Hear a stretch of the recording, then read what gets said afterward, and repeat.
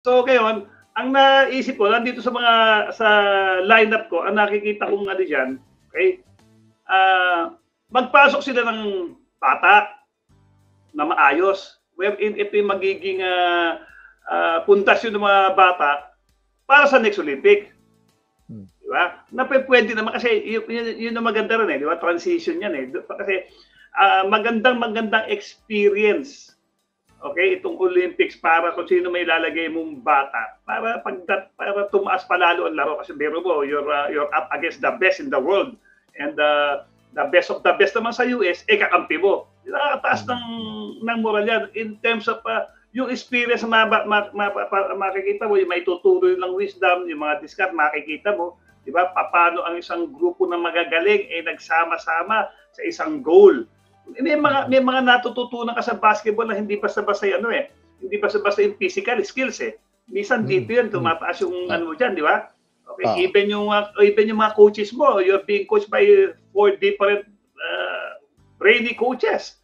Ang gagal, nandiyan si Steve Kerr, si Tyronn Lue, si Eric Spoelstra. Siyempre, makakakuha ka ng mga ano dyan, ng mga pointers sa kanila. So maganda sa isang kabataan.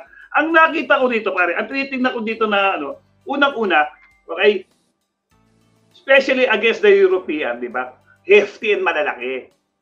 So, kung meron ka ng scorer, in the likes of the mga wing natin, at ito pa sila AD, okay? Baka ito naman ilalagay mo, siyempre, pagpapahinga, pang-relieve sa kanila, na magaling na medyo aasahan mo sa depensa. Hindi na makikipag-agawan sa score. Kung ba ito, mga role players. Kasi kung sa tingin ko, kukuha pa ng kamador, baka ang mindset niya, kumiscore din. Dito, kailangan depensahan na to. Hindi na to parang katulad nung araw wherein yung dream team natin, talagang yung kalaban, para lang fans Di ba? Naano sila? Nagulat. Nagugulat. Wow, sila starstruck Di ba? Nakwento ko pa nga sa'yo, di ba? Halftime, nagpapapicture. Ano ba naman yan? Halftime break, papapicture kila Magic Johnson, kila Michael Jordan. Ngayon hindi na. Alam nila, kaya natin talunin to. So dito, ang ilalagay mo talaga, yung tamang nasa posisyon. Ako, nakikita ko dito, okay, si Jaren Jackson Jr., who was the defensive player of the year last year.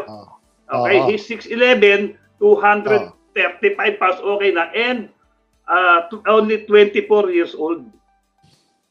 Yan ang nakikita ko. Na isa kasi yan, pagpasok niyan, okay, ang mindset niyan, depensa makatulong. Tapos dilihensya na lang. Although this guy can also score. Okay, kung kailangan niya. Pero pwede niyang i-set aside kasi ang una niyang ibibigay yung depensa. And his 6'11", kahit pa paano, makakasabay siya sa matataas na mga player. Yan, kung gusto natin na isa pang medyo role player, yung nagpunta dati dito, nakasama ng FIBA, US Team FIBA America, na naglalaro sa Utah Jazz. Okay, si Walker Kessler. Yeah, he is 7'1". Okay, 250 pounds. Kahit pa paano, ang bangga-bangga, kasi alam mo kasi, okay, meron ka ng Adebayo, meron ka ng Anthony Davis. Minsan pare, alam mo naman sa FIBA, may coating ka, may foul. Naku, na 2 quick fouls si ganito, di na? Bababa rotation mo. Kailangan mo ng pang-relieve dyan, kailangan malalim ang bunot. Di ba? Hindi mo maasahan yung ganyan Bigla na foul trouble. Di ba?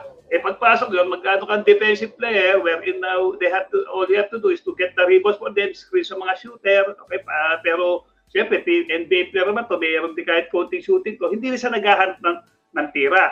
Ngayon, yun ang nakikita ko. Ngayon, kung gusto mo ng added at bata, added na talagang firepower, may defense, yung Banchero, who is around 6'10", 250 pounds, and he is only 21 years old.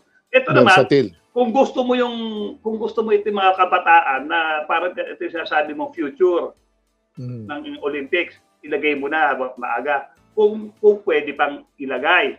Tama-tama, may na-open, pwede lang yan. Pwede lang pag-isipan na ilagay yan. Okay? Pare, by the way, sa talakas natin, kamag-anak yan ni Chris Banchero. Yes, oo. Tama, kamag-anak to. FYI, isa yata.